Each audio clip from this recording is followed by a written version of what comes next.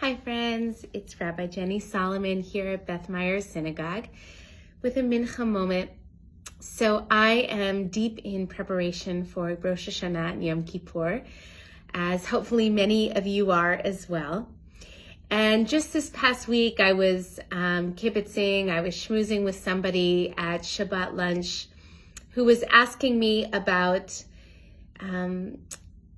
how she was feeling anticipating the Unatana Tokef prayer, which is one of the most powerful central prayers of the High Holy Days. It comes up in the Musaf Amidah, so in the latter part of the morning service on Rosh Hashanah and on Yom Kippur.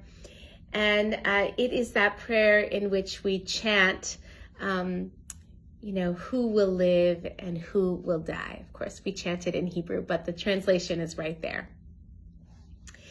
And I just felt like all of a sudden, again, like this is the season. And for so many people, that prayer is stirring, but is also kind of traumatic. And so I wanted to take this moment as I sit with my machzor, my prayer book, and prepare for the High Holy Days, to share with you a little bit about how I understand this prayer. So first of all, I think that it's worth really reading the whole prayer, this ancient prayer. Some scholars date it back to the year 1000 CE, and some even earlier than that, citing similar prayers or versions of that prayer that were found in the Cairo Geniza, so much earlier. But in any case, it's an old prayer, and it's a prayer that we've been saying year after year for at a minimum, over 1,000 years.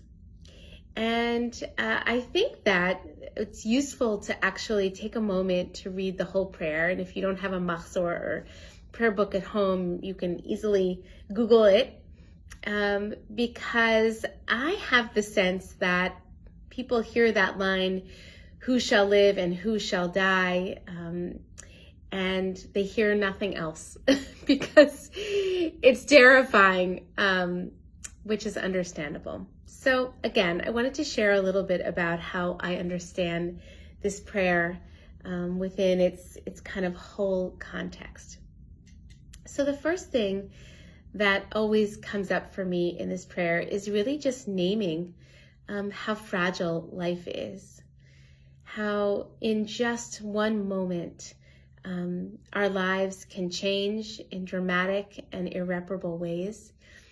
And on Rosh Hashanah and Yom Kippur, we really get in touch with that quality of impermanence and fragility and our vulnerability and our mortality. So these are days of the year in which we cannot hide from the fact that we are here but for a relatively short amount of time.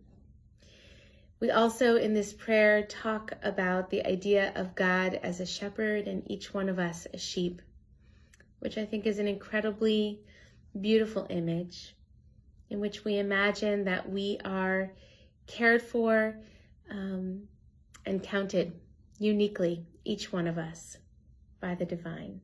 Each one of us matters. Each one of our lives matters. And finally, I think it sets up for us this kind of distinction between what is in our control and what is beyond our control.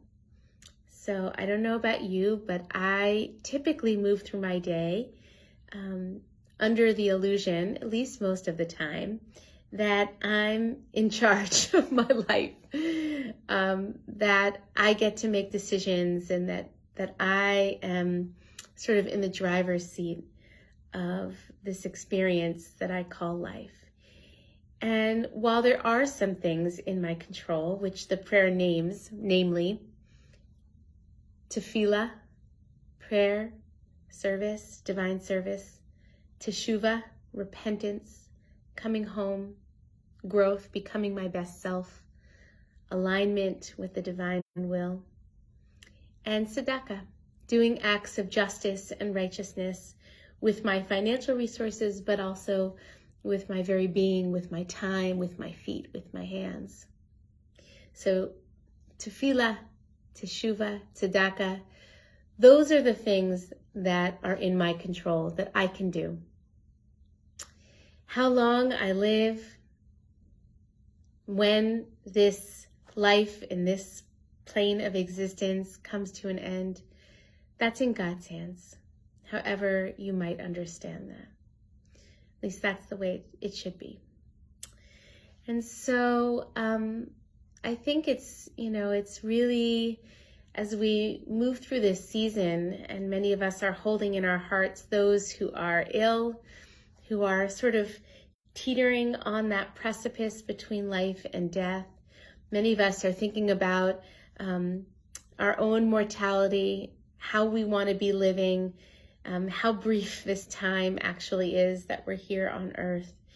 And it's easy as we hear the refrain of this prayer to feel like, I don't know, imagining that there's some kind of master puppeteer with a book open. I don't know, maybe like a version of Santa, of like who makes the list for being a good girl or boy and who doesn't. I'm not putting that down, but that is not at all, I think, what this prayer is talking about. This is like poetry. It's an image, and it's an image not of God sort of sitting on high with an open book and a pen in God's proverbial hand, but instead a reminder to each one of us that there are things that we can do to write the next chapter of our lives. And we sign that and we write that with the way that we move through the world. But ultimately, there is an acknowledgement that we are here for a relatively short time, and that the time of our death ultimately is in God's hands. And it's very humbling, and it's very hard to truly take that in.